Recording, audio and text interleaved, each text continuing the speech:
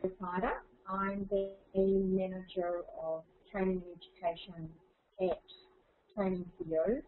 I've worked in literacy for around about 13 or 14 years, and particularly in the vocational sector. And it's my real passion, literacy. I've taught on a number of different types of projects, both in workplace literacy and intensive literacy. I've done one-on-one groups, and some of you will know me from being involved in the in-house program that we run here as well. My name's Cindy James, and I've been involved in adult literacy for 6 years. I work at the moment administering the assessment tool, and in the past I've done one-on-one with the students and taught literacy workshops, and I was involved in the Whakamanawa project, teaching the English unit standards. So we'd just like you to invite you, if you haven't already, to read the first part of our slide here.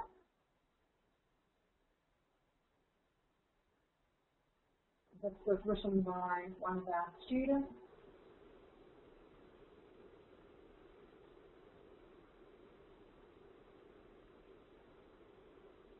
And it introduces you to the concept that we're going to be discussing today in the Whakamanawa project. The project aims to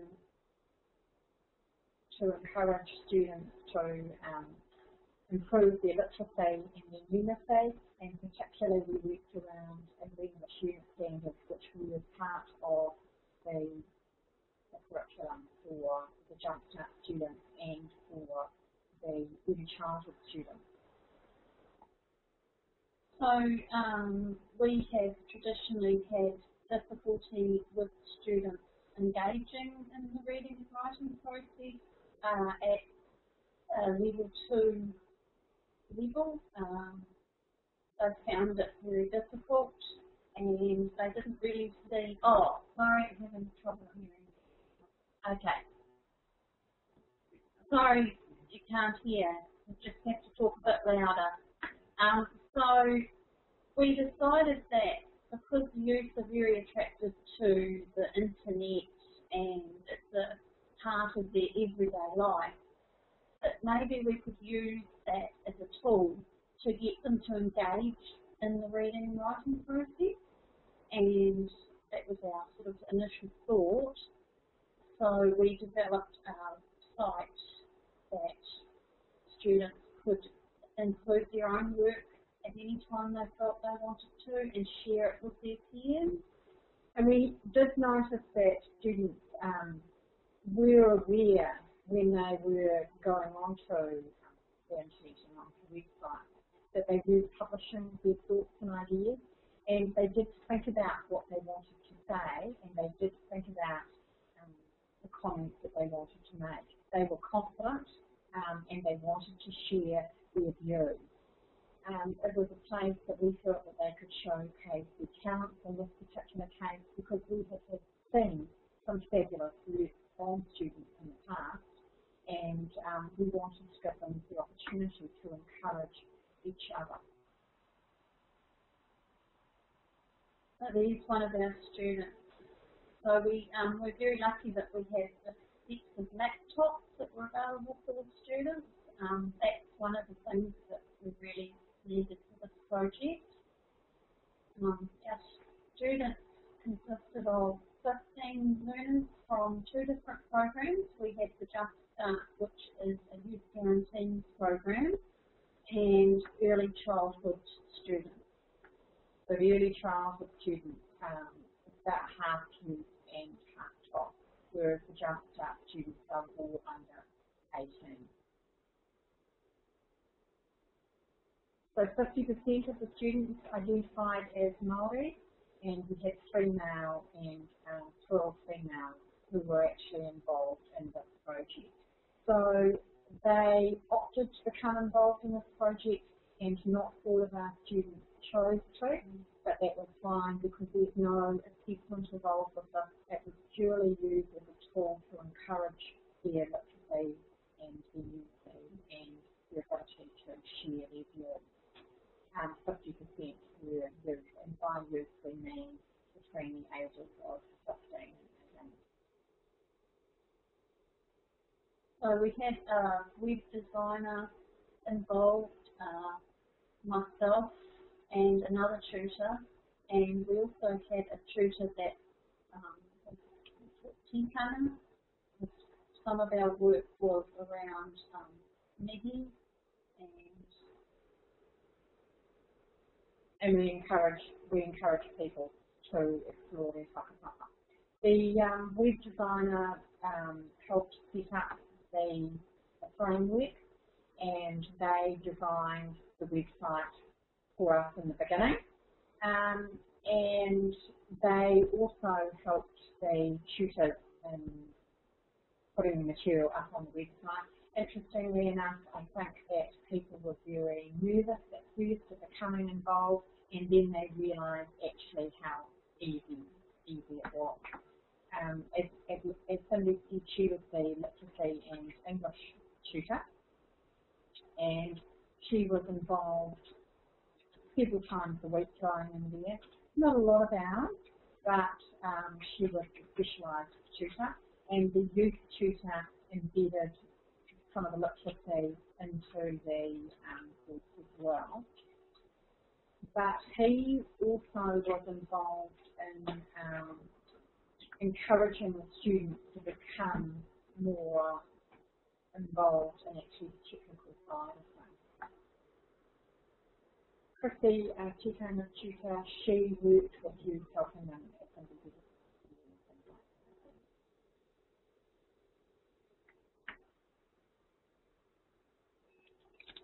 So here we've got a picture of some of our youth engaged. So these are youth that are from our Jumpstart course. So these are students who often did not do well at school and struggled with unit standards. And certainly, I don't think any of them had ever achieved any English unit standards before. So this was something that was new to them. One of the reasons that we do teach unit standards in the course is that a lot of the students want to go on and do they want to get their NCAs, they haven't quite finished that, and they also want to go on to further tertiary studies, where it does help enable them have proof that they are able to do the English or to do the maths or to do some of the other courses that we've asked them to do. Does anyone have any questions at this stage? If you do, just type them into the chat box and we'll answer any at this stage, and then we'll go along further with our presentation.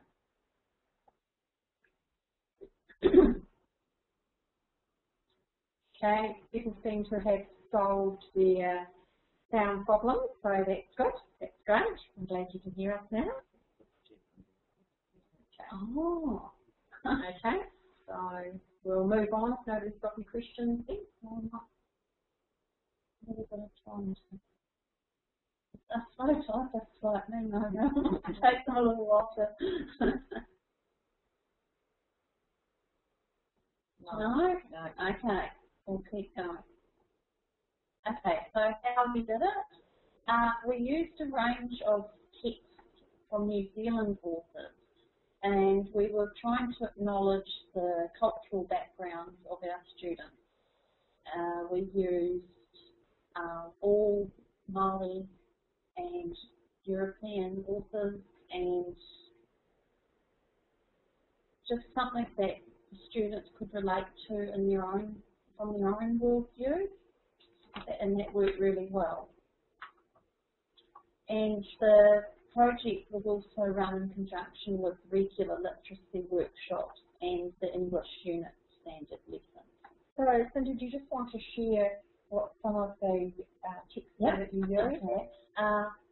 The students read The Whale Rider, that was their set book, and we did some poetry. We did James K. Baxter and Whakamanawa Taylor, and we read some excerpts from War Stories Our Mothers Never Told, and we also did a static image unit, and we studied 2 films, and they were Heavenly Creatures and Boys, and I think there was an article about families yes. growing up in New Zealand and the types of families that we have in New Zealand. So, and also the students wrote an essay, and the theme of the essay was parenting over the past 100 years and the different dimensions of that in New Zealand. So that was a really big one. A lot of students have never ever written an essay before, so they were very proud of the work that they achieved through their essay. And in order to get a lot of that information about their essay, they did have to interview family members. So it was all about them finding out about their own family as well. So this is a screenshot from the website, and this is just the page introducing the novels. So you'll be able to see there it's got a picture of the whale rider. On the right-hand side there you can see, probably not very easily, but the students' posts that they log in there. So they've written comments about what they saw and what they believe were important about the whale rider. Can people read that on their screen at all, or is that a little bit difficult to read? Because we can read out some of that possibly. That might be important if you can't read it. So one of the okay. You can read it.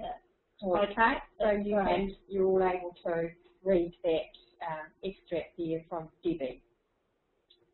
So she talks about it's a touching story of hope and traditional family, and she talks about some of the metaphors that are also found in Māori weaving, like the Stairway to Heaven. Okay, so these are the sections that the site was divided up into. So we had a home page, and then we had a section that told us a little bit about the project. So we explained the reason for creating the project, and the students had agreed to become part of this research, this resource. Okay, we've just had some questions from Jan, so we'll answer those. Thanks, Jan. Now, the unit standards were English Level 2 unit standard, and the Jumpstart program is a Level 1 and Level 2. They get a certificate in tertiary studies preparation, Level 1, and most of the students that are coming on to that are 16 or 17. They are primarily youth guaranteed students, and we did have some youth students as well coming into that. That's where we've got youth students who didn't meet the criteria for youth guarantee. And some of those were a little bit older and had been possibly youth students on another course prior to that. But most of them are all new to tertiary education.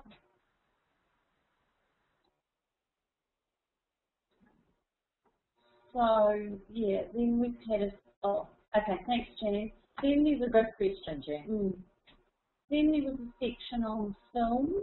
As I said, we did a film review, and they did a static image as part of that as well. Growing Up in New Zealand, which was the essay, novels, The Whale Rider. And here's a piece from one of the students.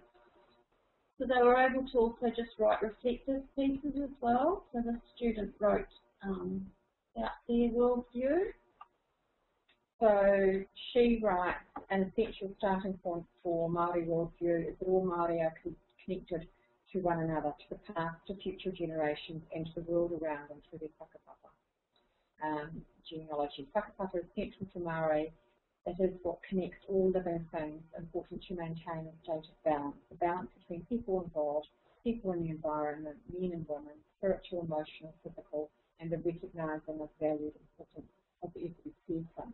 So you can see at this point they've actually put a lot of thought into what they were reading and how it related to themselves, and that was an important part of posting. Initially, we had asked students if they wanted to post all of their essay or all of their book review, and a lot of students felt that they preferred to choose a part of their writing that meant the most to them. And this actually proved to be very useful. And it also inspired a lot of other people in the group to also write.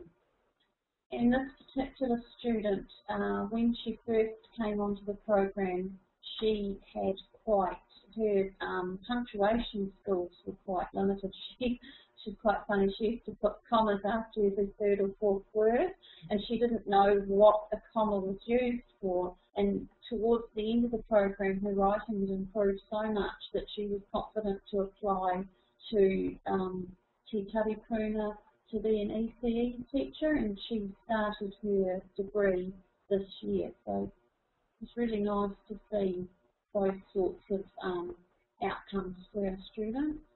And we have found in the past where students have applied to go on to do the training that often the institutions have actually asked for pieces of their students' writing to have a look at. So they felt very proud and very able to take a piece of their writing and say that's actually what we're capable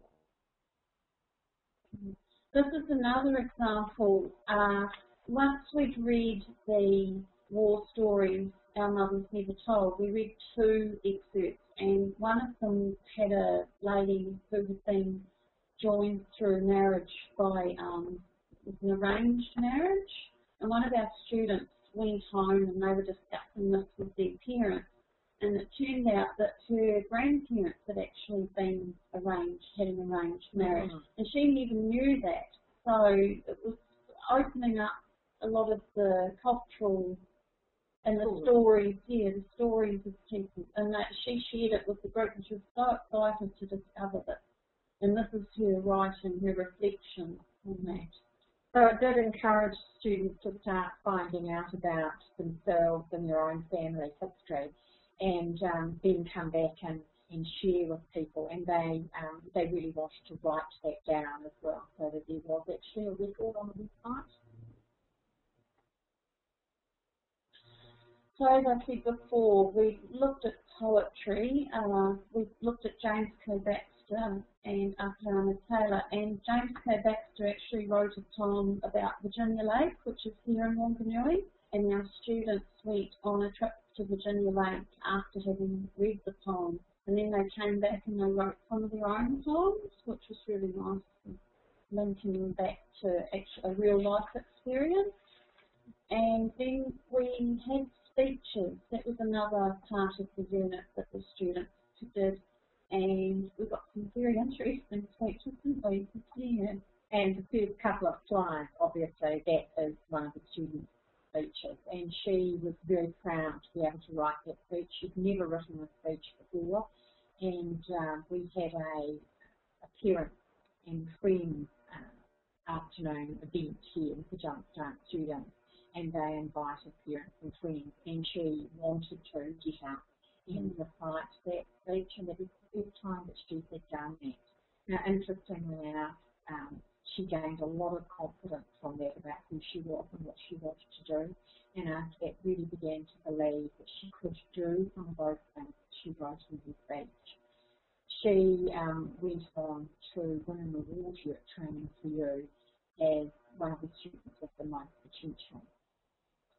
And the website also has audio part to it, where some of the students actually spoke out their speeches and you're able to hear them on the website. So that was another dimension that we added to the, so it wasn't just writing, it was also that. And we did go over our mihi, but only one student felt confident enough to record that, so that's also on the site. And the static images were amazing. Very impressed with. They were to do with the heavenly creature and boy, the film Boy. So our students, we looked at imagery and we looked at colour and layout and design, and I think the Jumpstart, they had to think about an alternate book cover, and the ECS students just did posted to, yeah, so, and describe what the point was. Oh, okay, we've got a question here from Dylan. Over what period of time? The program, the website ran for about 6 months, but the actual program was a 12-month program, and they had three unit standards. So they did 3 unit standards, which were about 5 credits each, I think, over a period of 3 terms. So in the first term, they usually look at their literacy skills and their reading skills, and they did introduce the reading at that point, didn't they? Sunday actually read aloud to quite a lot of the students. It was an experience that they hadn't had, and it actually helped them engage in the reading as well. They did have to take home a lot of.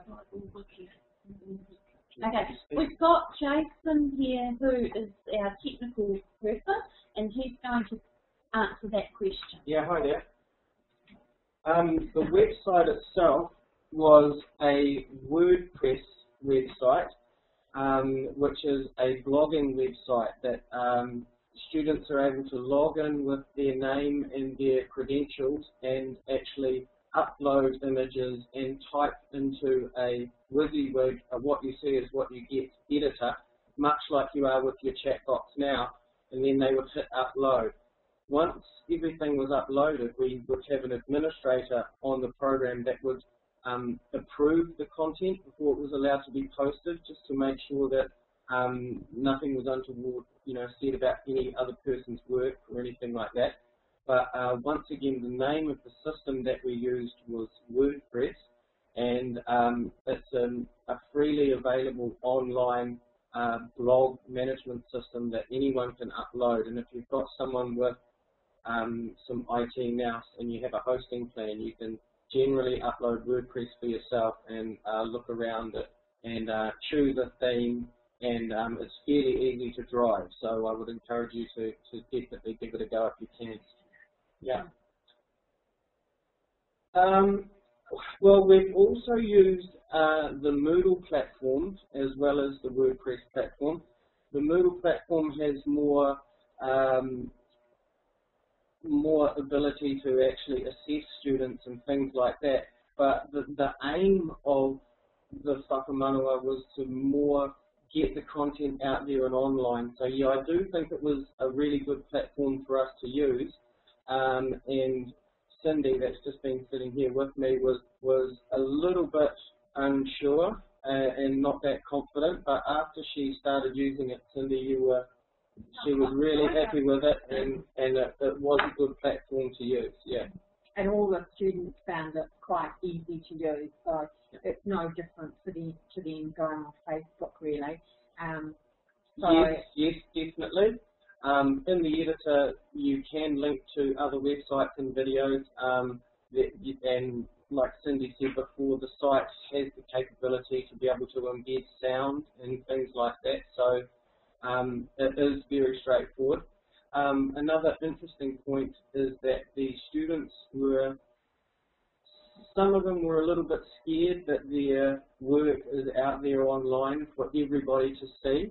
So when we created the links, we selected the option where it would not come up in a Google search. So only the students that knew the link or shared the link with friends or their parents knew how to get to the site. So while it was public, it was still private, if you like, and the students seemed to enjoy that, I think, yeah. Can you explain that again? What in particular do you want explained again? Which part would you like me to explain, Kristen? Settings to ensure privacy.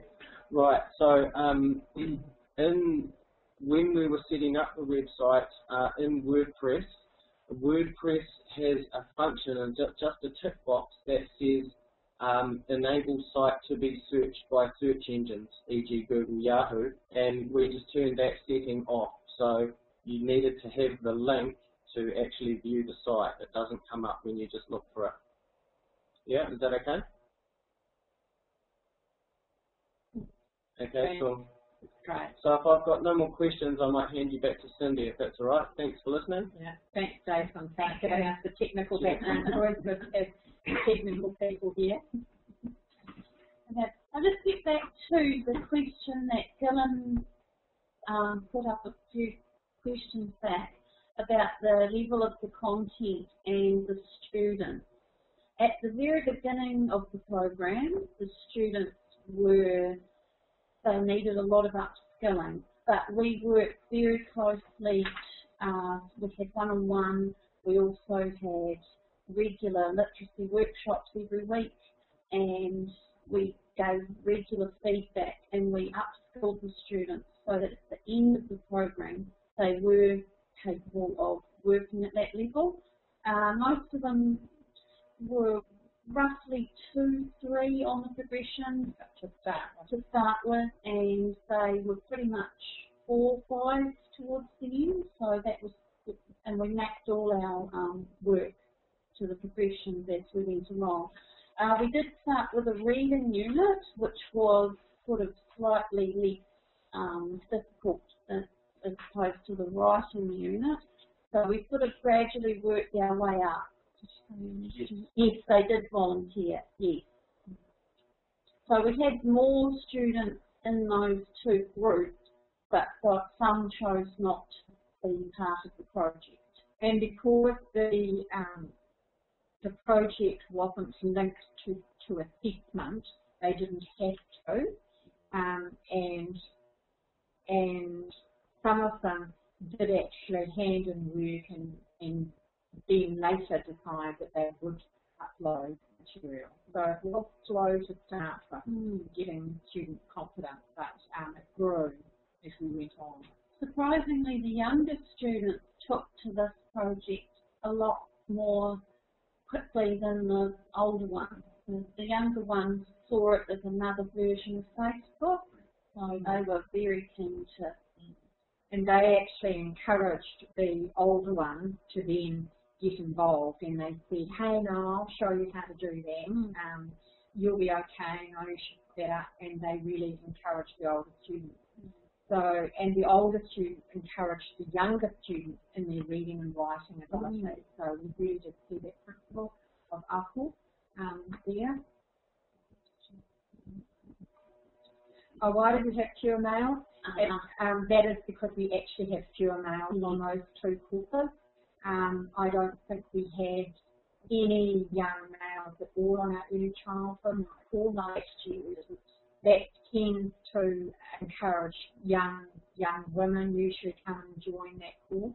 And I think in Jumpstart we had about 50% male and 50% female. So I think those guys that were in there are nearly all from, they're all from the Jumpstart course. Anything they wanted.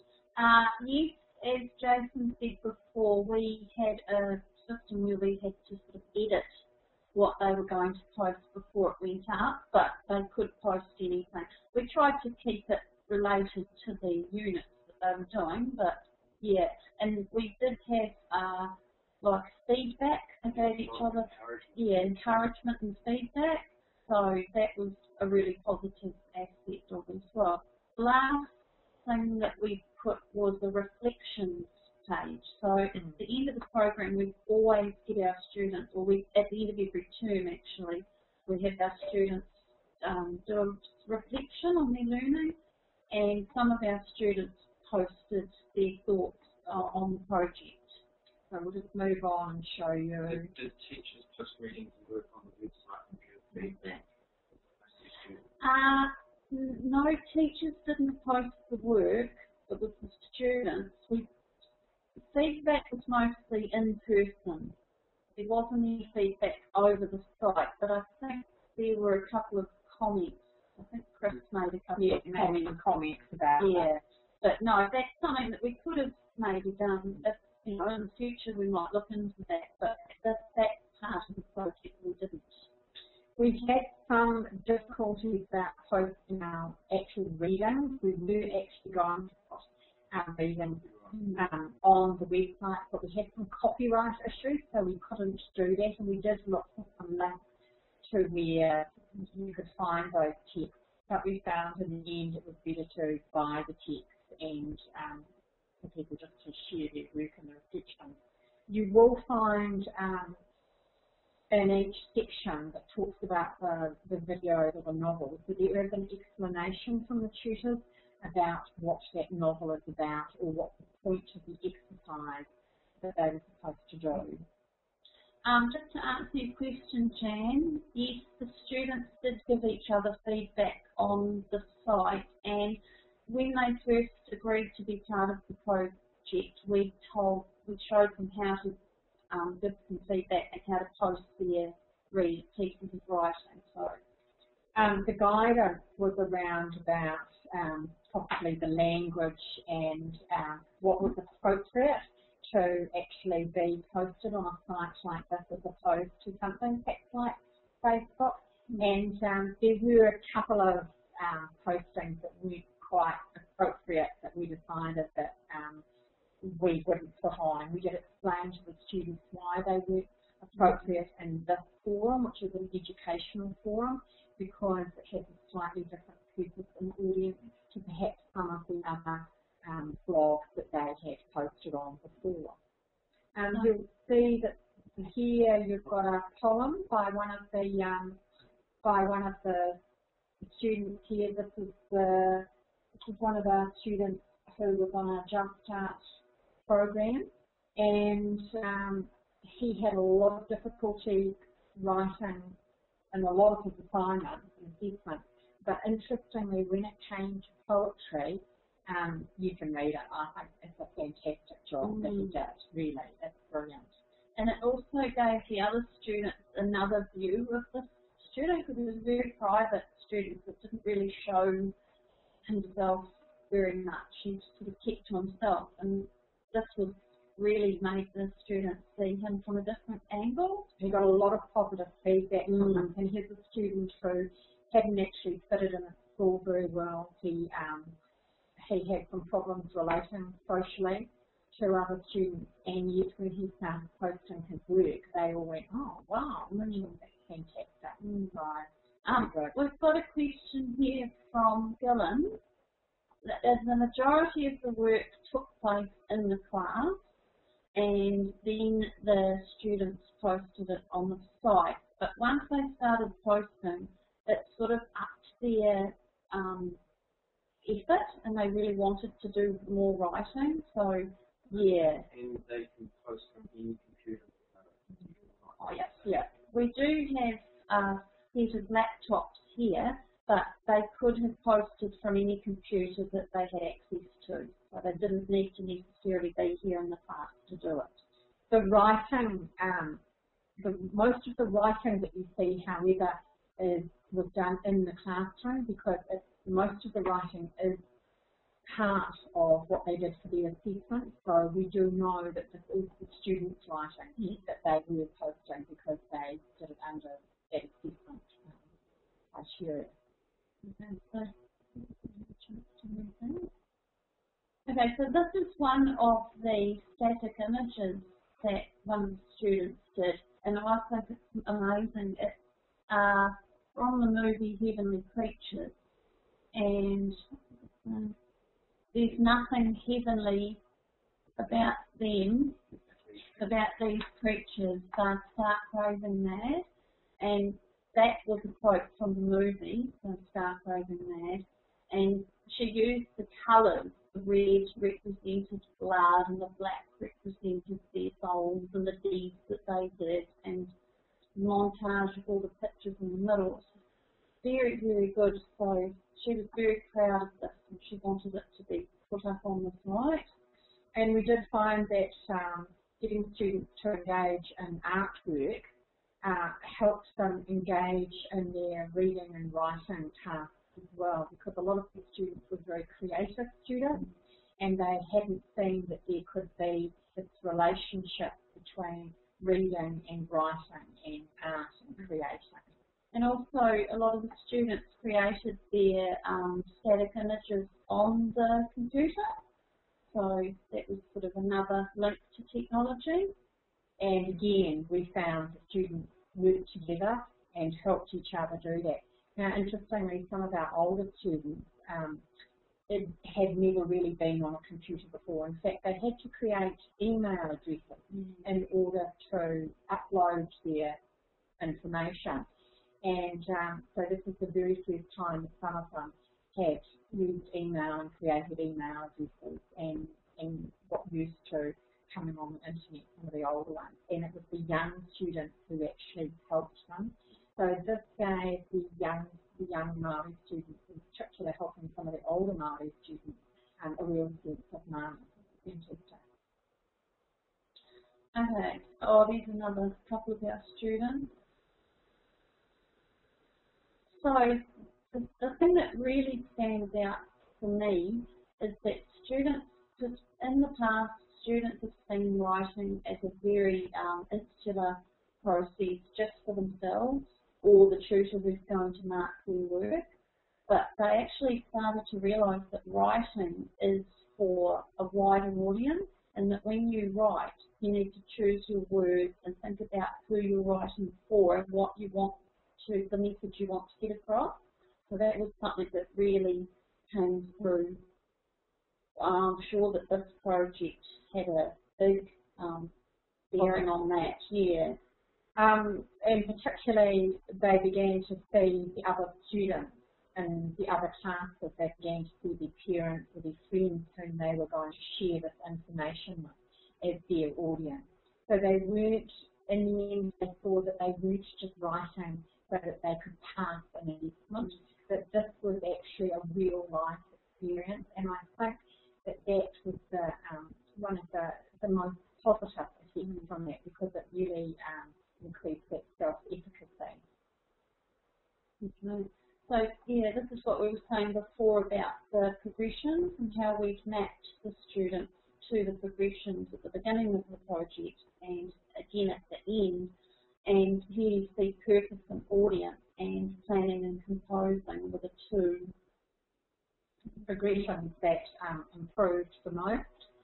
So often purpose and audience we've found in the past has been a very difficult progression to get people to move on. Planning and composing, we have kind of worked with the essay before, but purpose and audience is a big one. And one of the interesting things was that in some cases, the students did a piece of writing, and they would write whatever they wanted to say. They would hand that in for assessment, but then when it was suggested would they like to put that on the website, they then went and rewrote and edited and corrected work because suddenly it was going to be published. So in actual fact, they improved their level yet again. We've got a question from Gillian. We did have a wide range of ages. Our oldest students were probably over 50. We had two ladies over 50. We had about 3 or 4 that were in their probably mid-30s, and most of the rest were well under 25. Yeah, well under 25. So most of the students probably around 17 or 18, and then we had a few, probably a couple over 50. Yeah, a couple of older students. Yeah. So in the early childhood course, we do tend to get people who have sort of reaching their grandmother years, perhaps or the older years, who are looking at participating again. So So the fact that they worked with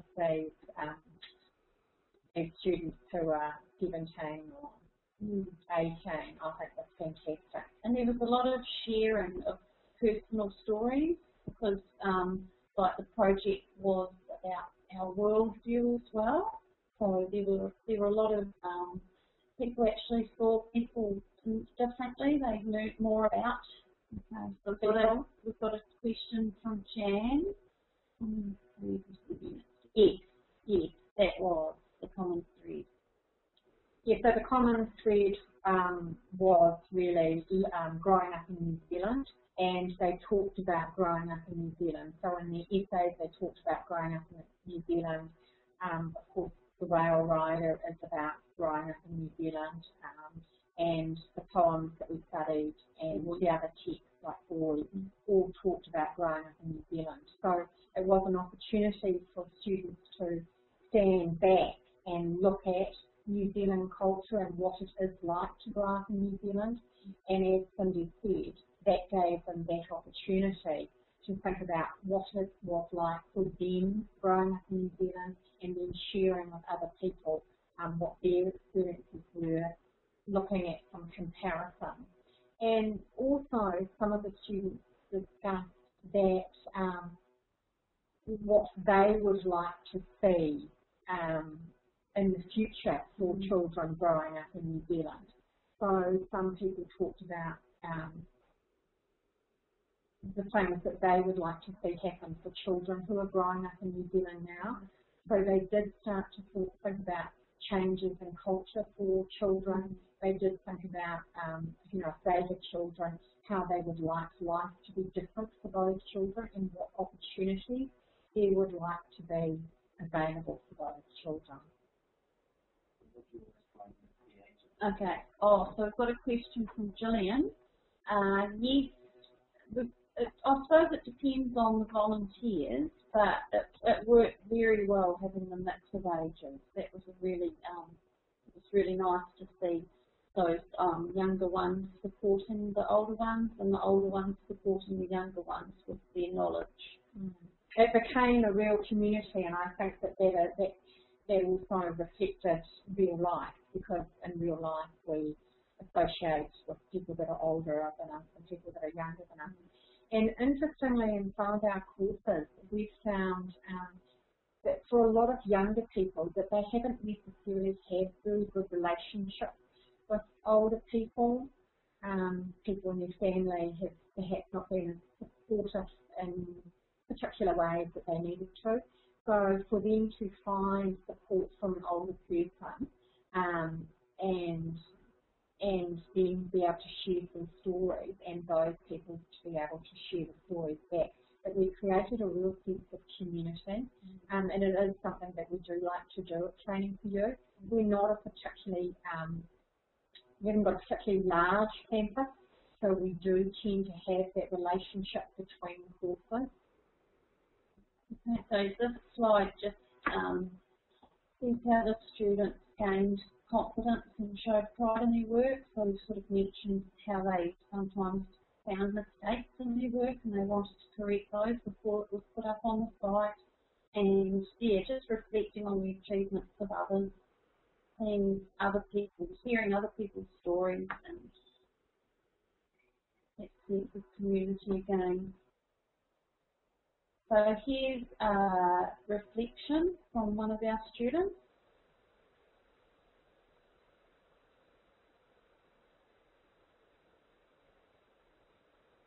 So it's interesting to note she talks about writing complex paragraphs.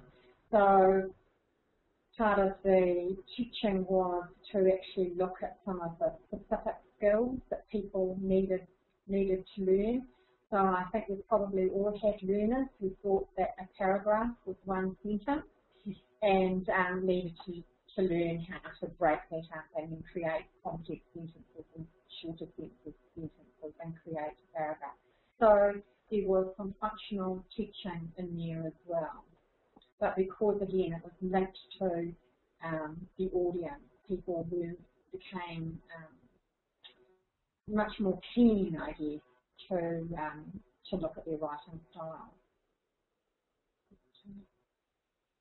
So this is the young lad that wrote the poem, and this is one of the comments that he got from another student. So it's very positive.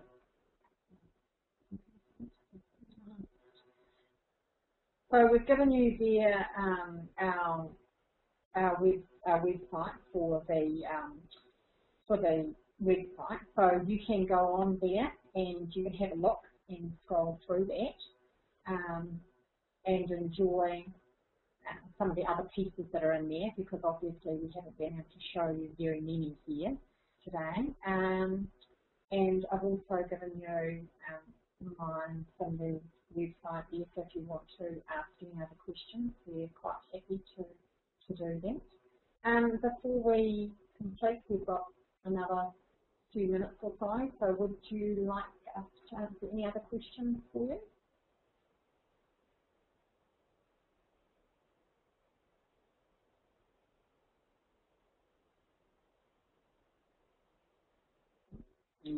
No?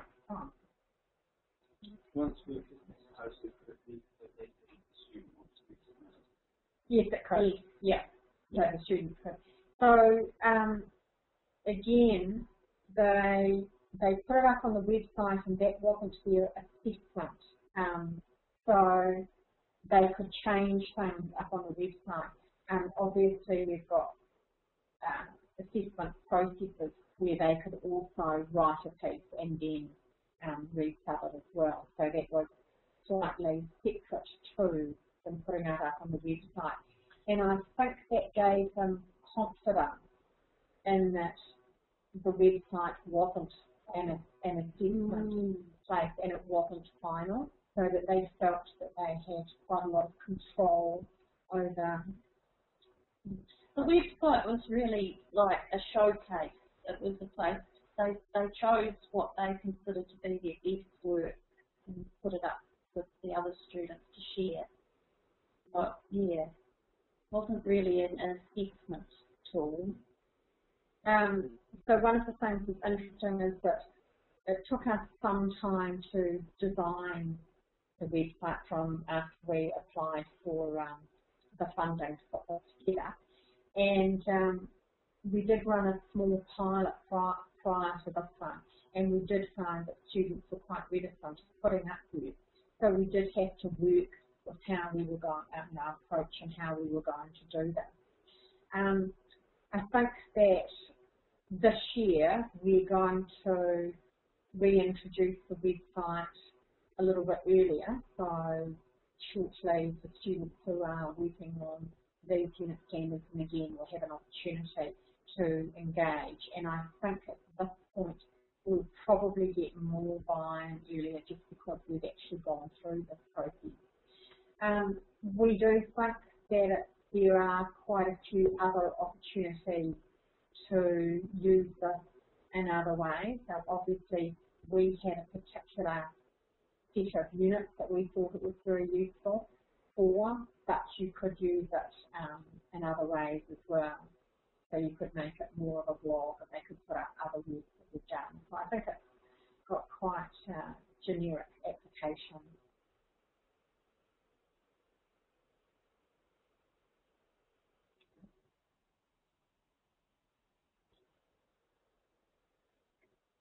What were the unit Okay. numbers? Oh, it was 8824.